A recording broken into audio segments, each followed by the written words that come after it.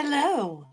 So, reading part four when Nick went to his first party at Gatsby's kind of got me in the mood to dress up again for part five. I look like I could. No, I don't. I'm going to put this cigarette holder down. I'm also probably going to have to take off at least one glove because I can't turn the pages. Um, we'll see. Okay, so we are on part four. Was a long one, so I congratulate you for getting through it. The end of the party figure or ended up the way that we pretty much guessed it would, probably. The main part that we need you to get from part four is that Nick does meet Gatsby. He doesn't realize it's him, but he does meet him.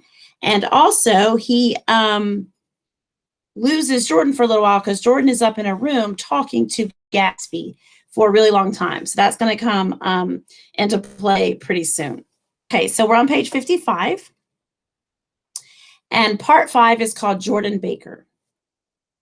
Reading over what I've written so far, I see that I've given the impression that the events of 3 nights, several weeks apart, were all that absorbed me.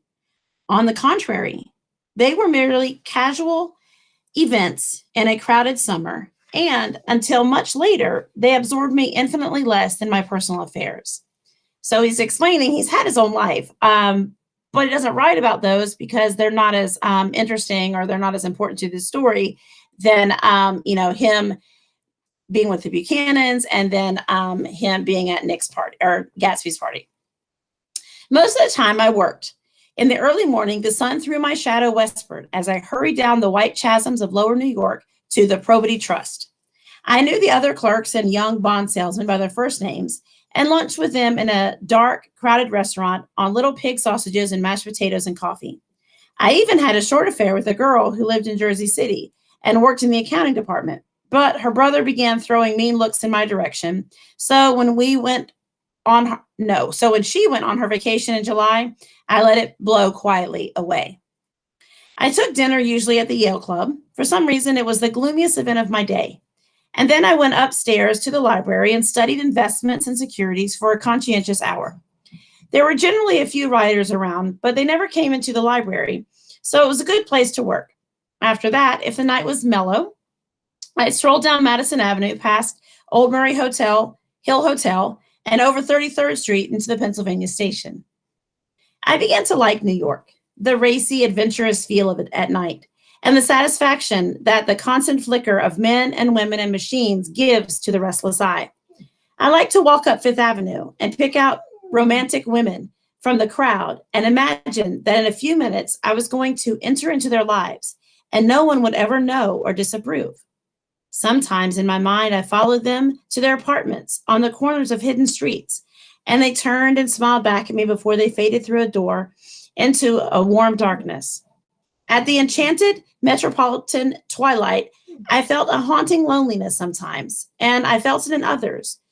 Poor young clerks who had loitered in front of windows, waiting until it was time for a solitary restaurant dinner. Young clerks in the dusk, wasting the most poignant moments of night and life. So he's a people watcher. He likes to just, imagine what these people like and what they're interested in. If this was written nowadays, we would probably, because we are very conscientious of people, looking at us and possibly harming us. We have become a wee bit cynical. So this would seem kind of creepy, but it's not. He's just thinking, it'd be nice to have someone, someone that felt the same way about me as I did them, or maybe like a family. He's just watching people. He doesn't actually follow them. He doesn't actually go into their homes. He's just thinking. Again, at 8 o'clock, when the dark lanes of the 40s were 5 deep with throbbing taxicabs bound for the theater district, I felt a sinking in my heart. Forms leaned together in the taxis as they waited. The voices sang, and there was laughter from unheard jokes, and lighted cigarettes outlined the unintelligible gestures inside. Imagining that I too was hurrying toward gaiety and sharing their intimate excitement, I wished them well. So again, he sees couples. He sees them together in taxi cabs. He sees them kind of whisper. He doesn't hear what they say. And he just has a little bit of a longing. He is kind of wishing that he had someone. And if you go anywhere new and you don't really have like a bunch of, right away, you don't have a lot of close friends and a lot of close like people to you, you're going to feel this way. And so it's exactly normal. For a while, I lost sight of Jordan Baker. And then in midsummer, I found her again. At first, I was flattered to go places with her because she was a golf champion and everyone knew her name. Then it was something more. I wasn't actually in love, but I felt a sort of tender curiosity. Okay, so I want you to mark now where he comes back into Jordan's life and they start spending time together. They would, like you guys would call it, they're talking. And he gets feelings for her. They're not necessarily like love feelings, but he wants to know more. There's something about her that he finds enchanting and he finds intriguing. Okay, so I underlined. Then it was something more. I wasn't actually in love, but I felt a sort of tender curiosity. The bored, haughty face that she turned to the world concealed something. Most affectations conceal something eventually, even though they don't in the beginning. And one day I found out what it was.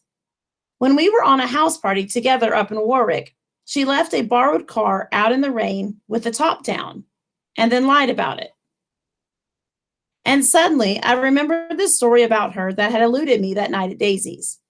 In part one, I believe, when he realizes that she's Jordan Baker, he says, I remembered something about her. I couldn't really, determine what it was. It was something, it wasn't very, it didn't seem very nice or like, a good positive thing about her, but he couldn't remember what it was.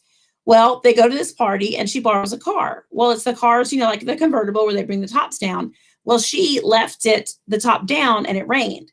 Well, when she returned it to the people that she borrowed it from, she lied. I don't know what the lie was, but she didn't tell them the truth. She didn't say, oh my goodness, I left it out.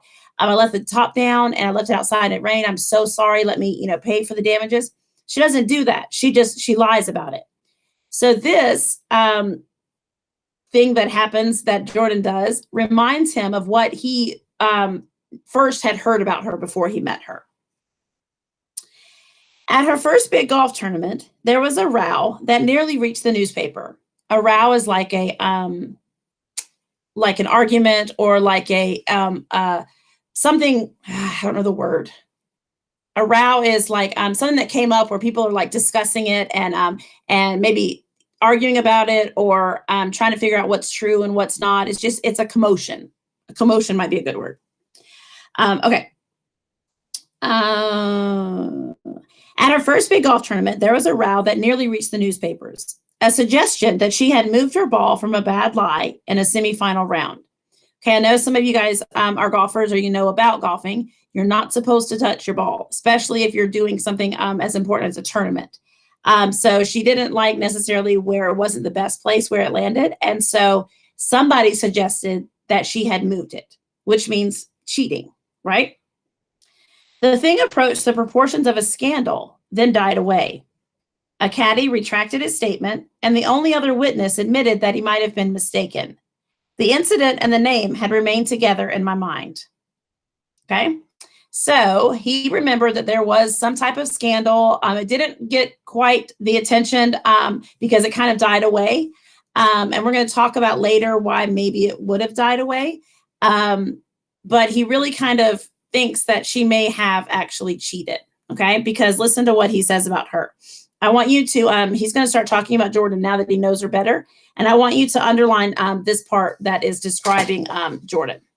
I need to make sure I can turn the page with my gloves on. Jordan Baker instinctively avoided clever, shrewd men. And now I saw that this was because she felt safer on a plane where any divergence from a code would be thought impossible. She was incurably dishonest. Okay, so go back. When it says she avoided clever, shrewd men, why would someone who is dishonest not necessarily want to hang around someone who is pretty sharp and who was, kind of clever and shrewd would be like they kind of pick up on things? Probably because they would call her out on her lying, right? They would realize that she's lying. And so on purpose, she chooses, to hang out with people where she can get away with stuff. He calls her incurably dishonest. She wasn't able to endure being at a disadvantage. And given this unwillingness, I suppose she had begun dealing in subterfuges when she was very young in order to keep that cool, insolent smile turned to the world and yet justify the demands of her hard, jaunty body. It made no difference to me.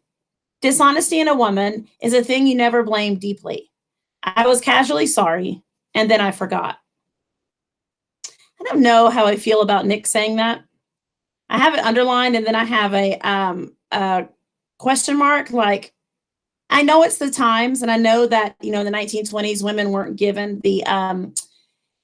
the respect that they deserved. But it's almost like he expects it that women are going to be dishonest. Like it's just what they do. So I don't know necessarily how I like that. I don't necessarily forget everything that I've learned about him that's good, but I don't necessarily like that he likes that. But I have to remember that it's the sign of the times. I'm going to reread it. Dishonesty in a woman is a thing you never blame deeply. I was casually sorry, and then I forgot. It was on that same house party that we had a curious conversation about driving a car. It started because she passed so close to some workmen that our fender flicked a button on one man's coat. You're a rotten driver, I protested. Either you ought to be more careful or you oughtn't to drive at all. I am careful. No, you're not. Well, other people are, she said lightly. Well, what's that got to do with it?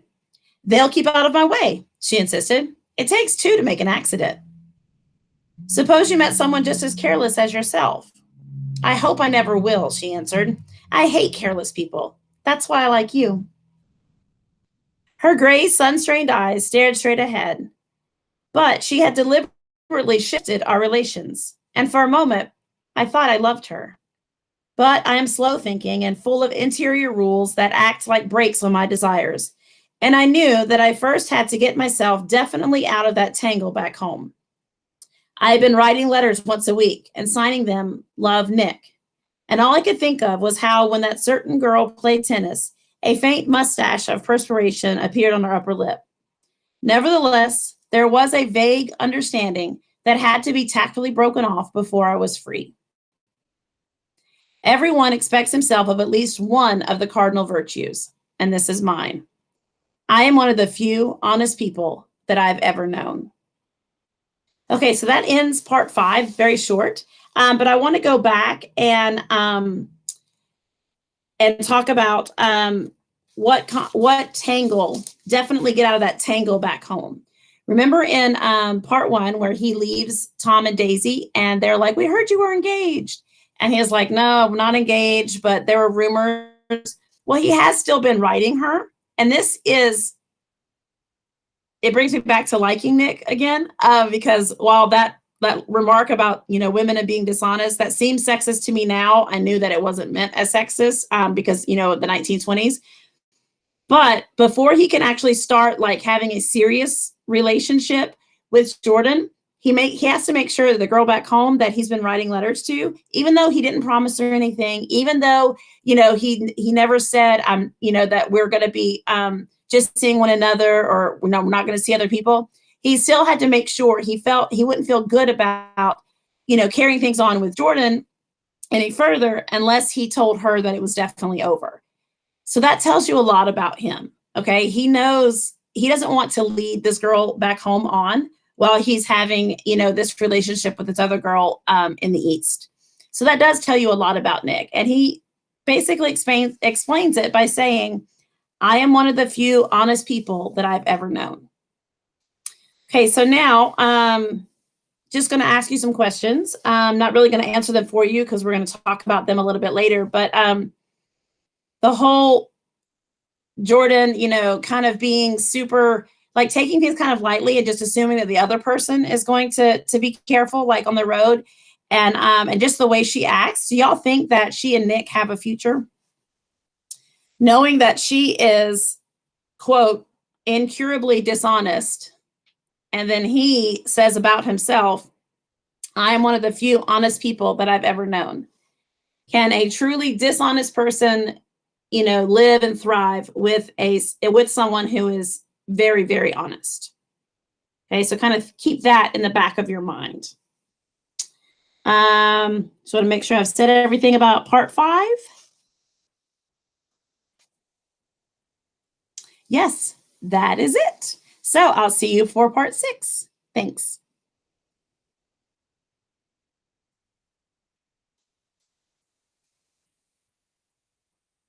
Oh, I can't stop recording.